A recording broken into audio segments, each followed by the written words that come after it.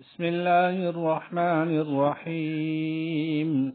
يا أيها الناس كلوا مما في الأرض حلالا طيبا ولا تتبعوا خطوات الشيطان إنه لكم عدو مبين. إنما يأمركم بالسوء والفحشاء وأن تقولوا على الله ما لا تعلمون.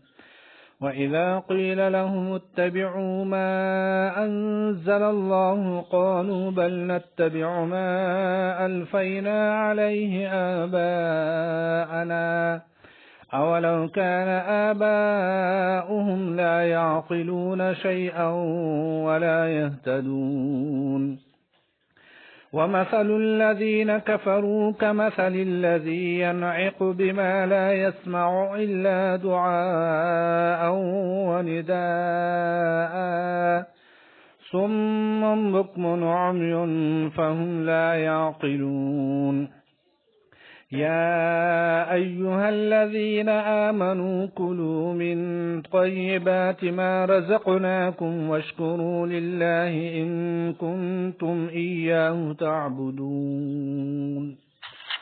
إنما حرم عليكم الميتة والدم ولحم الخنزير وما أهل به لغير الله فمن اضطر غير باغ ولا عاد فلا إثم عليه إن الله غفور رحيم.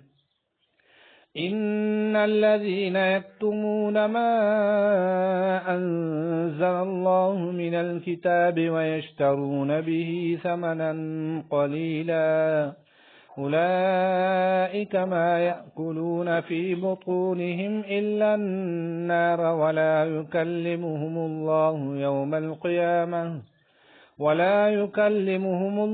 يوم القيامة ولا يزكيهم ولهم عذاب أليم.